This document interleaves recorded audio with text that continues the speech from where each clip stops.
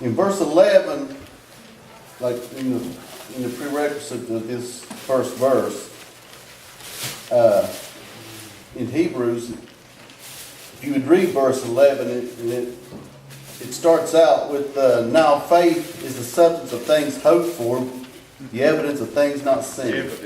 Come on. And it goes through more of the heroes of the Old Testament, and how what each one done, and how each one contributed, and how their faith could have been tested and Proven.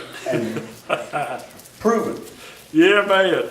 And then, as you read this, if you read the whole chapter, you can almost feel the writer preaching to you, because he gets long. The first few are long, and then toward the end he gets short and quick with who he's talking about. He's getting excited about what they done and where they've been. But at the end, all these people couldn't have it couldn't have been finished except for Jesus Christ. Amen, Toby. All the things that they have done and went through, it couldn't have been perfected without Jesus. And you read it, and you can, I was reading it, and it felt like somebody preaching to you, because you can hear a voice, and you can tell he's getting quicker, and it's getting more to the point, and you can feel the excitement in your reading. I thought, it's so good to read God's Word and have, because I just imagine somebody's voice, and you can hear him, and I got excited just by reading chapter 11. It was a little hard trying to study, because I was excited about chapter 11. But it says, wherefore, seeing we also are compassed about with so great a cloud of witnesses. He's talking about the witnesses that was in chapter 11. He said, let us lay aside every weight and the sin which doth easily beset us, and let us run with patience the race that is set before us.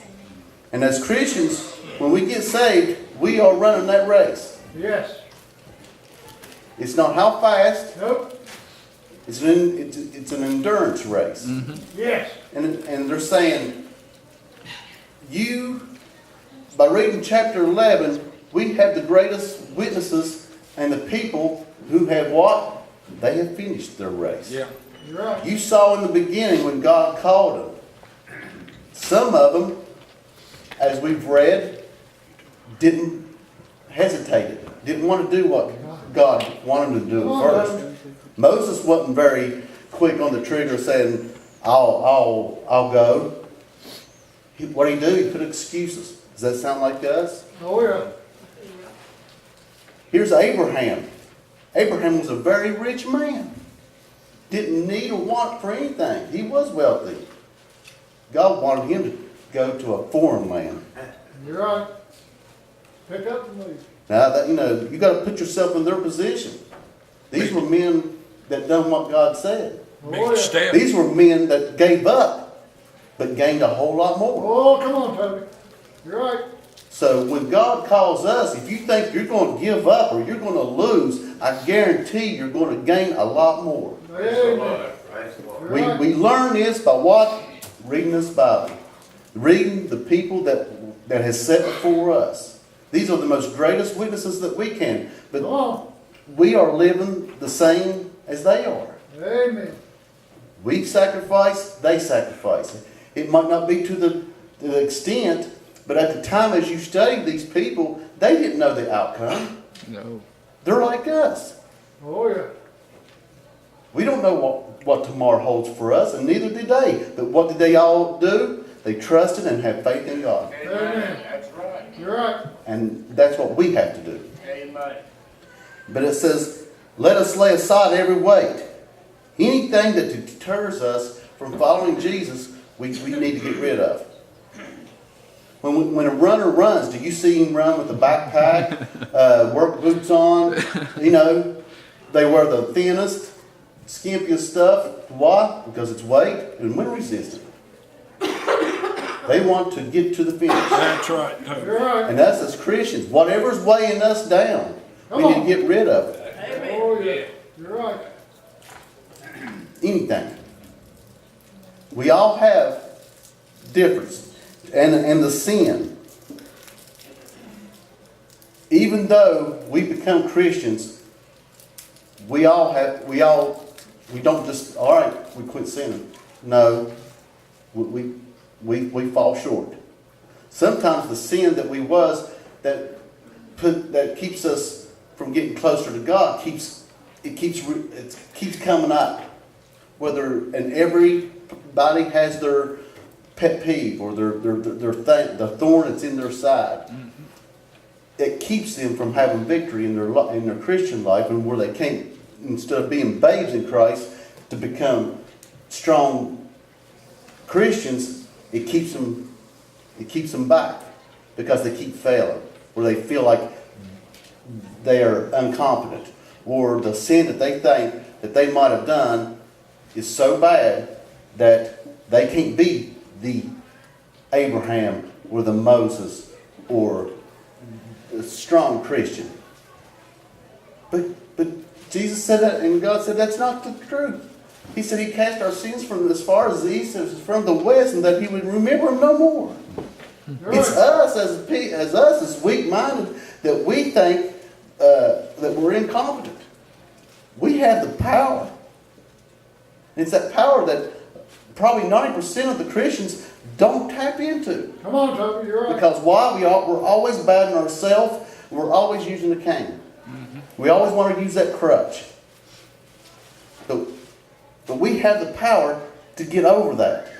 He's given us that power. If we read this Bible and read how even the champions and heroes of our Bible, how they failed, but then still managed to become the great Christians that we all think about. When we think of Moses and all them, we don't think about the incompetencies that they might have had. We think about all the accomplishments that they did. And we are the same. Yes. It says, Bless you, Toby.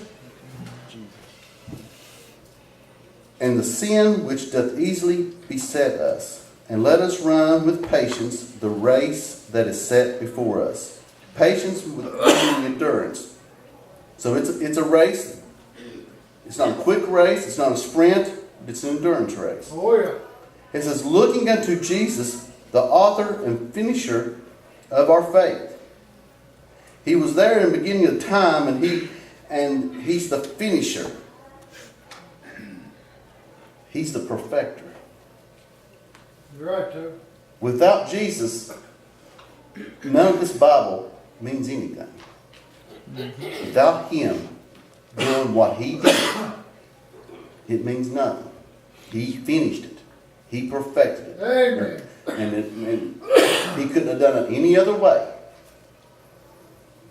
He says, who for the joy that was set before Him endured the cross, despising the shame, and is set down at the right hand of the throne of God.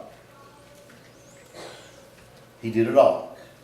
He did what God wanted Him to. Yes, He the did. Father. When He made man, they knew that man would fail. Yep. And that they needed a sacrifice. That one day, that it was going to have to be. You're right, Toby. And that time He had to say, I'll do it, Father. It says for the joy. It was a joy that He would probably tell God that I would be that sacrifice. For He was the only one that could. So in verse 3 it says, for consider Him that endures such contradiction of sinners against Himself, lest ye be wearied and faint in your minds. Ye have not yet resisted unto the blood, striving against sin. During this time period, you had Christians that was sort of going back to the Mosaic law. One, because they were starting to get ridiculed and starting to get harassed, and they started doing them away. And the author said, you haven't faced anything. Look at Jesus. He dead and bled, died for you. The only thing you faced was ridicule. He said, you ain't suffered at all. You're right, Toby. He says, and ye have forgotten the exhortation which speaketh unto you as unto children. My son, despise not thou the chastening of the Lord, nor faint when thou art rebuked of him. Now we're getting into the part where, as Christians, just because we are Christians don't mean that we're not going to get chastised.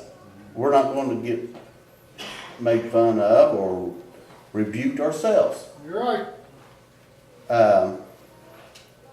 It seems like as the world, we are becoming more of a minority than a majority, and it's only going to get worse, as the Bible does tell us. So, we're going to face chastisement.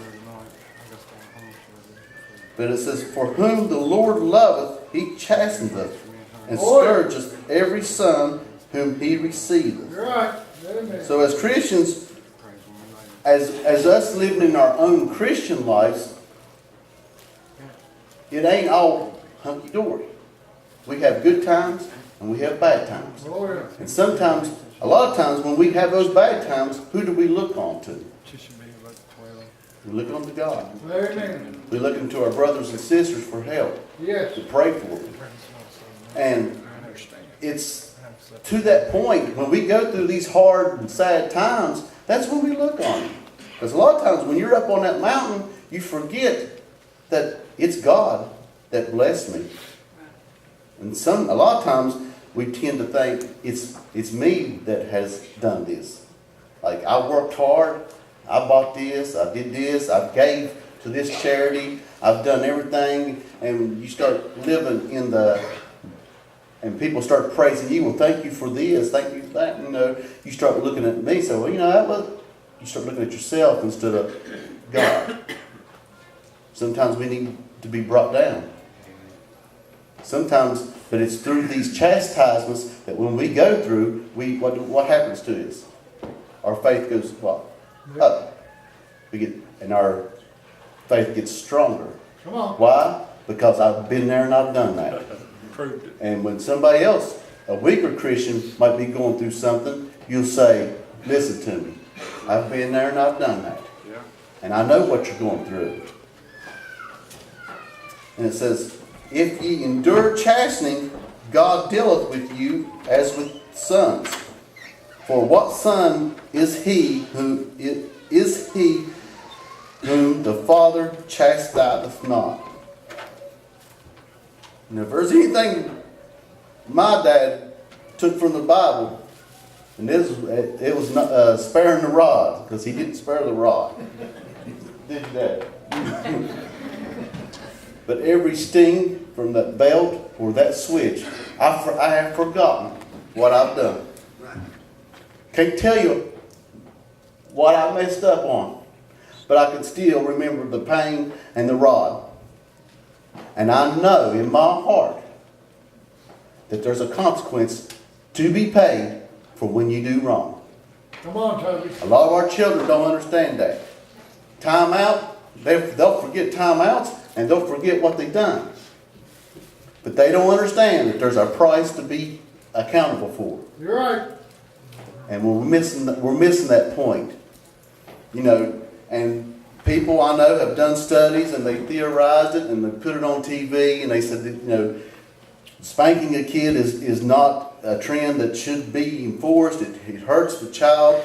But if we start looking at what our generations are becoming, You're right, Toby. proof is in the pudding. You're right. And I'd rather do what the Bible tells me to do than what man, because that's man. That's right. That's man telling you. yeah. That's Satan it sounds good. See how Satan can work? He can make it sound like, that's my baby. You don't need to do this and do that, because it deters them. It makes us unself-conscious. And the world will agree with it. And if you do it, then the world will chastise you for standing on what God has put in the Bible. Bless you, Toby. This is in Proverbs. He that spareth his rod hateth his son, But he that loveth him chasteneth him betimes, which is promptly. As soon as he does it, they need to correct it. And they don't actually mean that when you spare the rod that you hateth him. You're doing, in the future, you're doing him wrong. You're right. Because he's not going to learn, or she's not going to learn, that there's consequences that has to be paid for your sin. Amen. So then when you grow up and become adults and young men and women, you don't have that sense of loss. You don't have that sense of there's a price to be paid. Yeah. You feel like, well, I'll get through it and go on. In Proverbs it says again, foolishness is bound in the heart of a child, but the rod, I can't remember all you. Some shall drive it all far from him. Withhold not correction from the child, for if thou bearest him with the rod, he shall not die. Proverbs is telling you, if you correct your child, then that child will stay on a more narrow path. And on that narrow path, you're less likely for him to die in sin without God. So, when it comes to, I know if you'd watched today's show and you'd have an expert come on there, and if he told you that we were wrong, that sparing the rod, spanking is probably the way that we need to go, you would see it'd be on QVC. You'd have the bedazzled rods, you'd have the fancy rods. There'd be so many rods that you could whip your kids with. It'd be a money maker. Spiritual chastening. Yeah.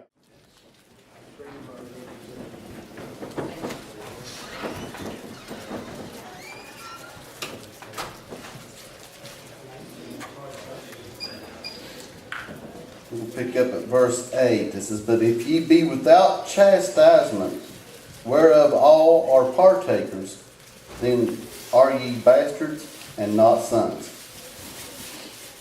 Bastards is in that time was, anybody that didn't have a mother or father, that somebody took them in, or there was a child of a slave, and that they wasn't a son of the household. Mm-hmm. But we understand that that sparing the rod, as we look on children. But then there's a spiritual chastisement that God does with us. Mm-hmm. If we're not obeying what He tells us, when every time we are being disobedient, when He tells us to do something or to testify, or we need to, God talks to us. Yeah. He tells us we need to grow. We need to be more attentive, or we need to do this. And then there's, just like as a small child is with us, when they disobey us, what? There's a punishment. Yep. There's a punishment with God. Because why? Why does He do this? Why do we do it? Why do we do it with our sons and daughters? Because we love them. Amen. We don't want them to go on a path that we could see that they are on. He doesn't want us that way. Right. It's the same love that He has for us as we would our own children. I'm trying to relate the two together. Right. That's how He loves us. That's when we have our spiritual chastisement, it's not that He's being the mighty God and striking you down. He's wanting you to look at Him and get closer to Him. You're getting too far away. I want you closer. Just as we would with our own sons and daughters. It says, furthermore, we have had fathers of our flesh which corrected us, and we have gave them reverence. shall we not much rather be in subjection unto the Father of spirits and live? Amen. Yes. Just like we would honor our mother and our father over the correction that they might have gave us, because while we respect them, that's what he wants. Yep. He wants that same respect. He wants that love back toward him to say that we're doing what you want us to do because why? Because we love you. Mm-hmm. And he says, if you do it if we do it with our own mothers and fathers, then he expects us to do it to him. And when we do it to him, it says, and the fathers and spirits and live. This is eternal life. Oh yeah. This is a lot more bigger stakes than our children being successful or pillars in the community or wherever they work. This is our spiritual life, where we're going to spend eternity, whether heaven or hell, when we obey or disobey the chastisement that God has put down on us. Come on. For they verily for a few days chasten us after their own pleasure, but he for our profit, that we might be partakers of his holiness. He chastises, like I just said, just so we can be in his fold. That's right. That we can stay close to him Yes. and benefit the Oh yes. heaven as our home, the blessings that he has bestowed upon all of us. Mm-hmm. And that wherever he may lead us, it's where he wants us to be. Sometimes, people say, how can God let me lose my job? He may have something a lot bigger and better for you. Where he might even put you in a different state. But in that different state, with your testimony, you may touch 1,000 people. If you stayed here, you might touch one. Yep. I need you here where the work is, not where you are. Yep.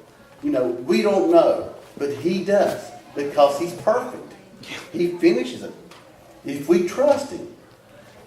We as Christians and people, we don't trust God enough. Mm-hmm. We think that we rely too much on ourselves, that we've done this, and not giving God the acknowledgement that all things that are good come from him. That's right. But if we would trust him and do what he says, that will be more on a narrow path and in God's graces. Yep. Now, no chastening for the present seemeth to be joyous, but grievous. Oh yeah. Now, every time, I remember when Dad was with me. Uh-huh. He didn't enjoy it. A lot of times after he whipped me, he said, I hate to do this to you, son, but you know why. Oh And yeah. I knew why. Well, God doesn't like it. He doesn't like to persecute you, but he loves you so you can get back onto the path that he wants you to be on. It says, nevertheless, afterward, it yieldeth the peaceable fruit of righteousness unto them which are exercised thereby. And as humans, sometimes we can persecute, or we can correct, or spank too much. We can spank not enough. But I guarantee you, if God puts chastisement on you, it's just perfect. Oh yes. Amen. Because he is perfect. So we can't think, well, God, you're doing too much to me. No. No. Maybe he really wants to get your attention. Oh yeah.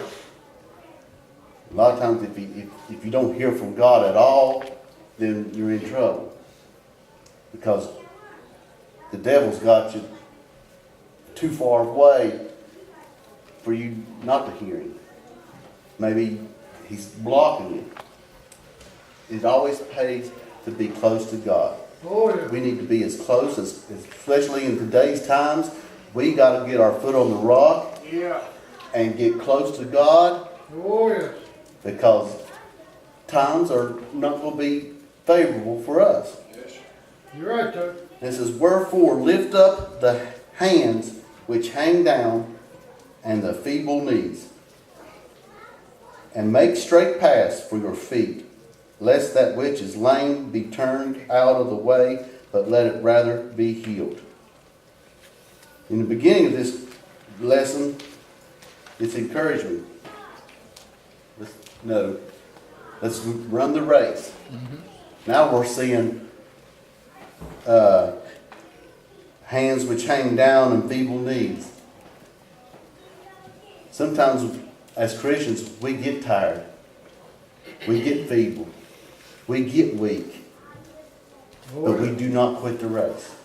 That's when we lift ourselves up. It's what he's saying. Get back on that straight path. Straighten up your feet. Get your help from your Christians, your brothers and your sisters, and your pastor. You find your peace right here on this altar. You get your strength right here at this altar. You get your strength in this Bible and you read it, and He is just to be there for you. You search Him out, He will be there. It's an endurance race. Oh, yeah. Because you'll find yourself too as not fellowshipping with your brothers and sisters and being close to the church. I know we preach this a lot, but it's so important that we be around our Christian brothers and sisters. Oh, yes. Because we draw strength. But Yes. when we start laying Oh, back, yeah. You're right, Bobby. then we start getting weak, Richard. And we draw strength from each other. Yes, we do. And you know, me and you can talk for hours together about the Word of God and about what He's done for us. And that lifts you up. Yes. That Oh, lifts yes. you up. But if you're not around that, and then you hear the things of the world, that it's going to drag you down. Come on, Bobby. But it's so important that we surround ourselves with Yes. godly people. Yes. Amen. You're right, Bobby. But today's lesson was titled The Author and the Finisher of Our Faith. And that author and finisher is Jesus Christ. Yes, sir. Amen. He was there in the beginning, Yes. and He finished it.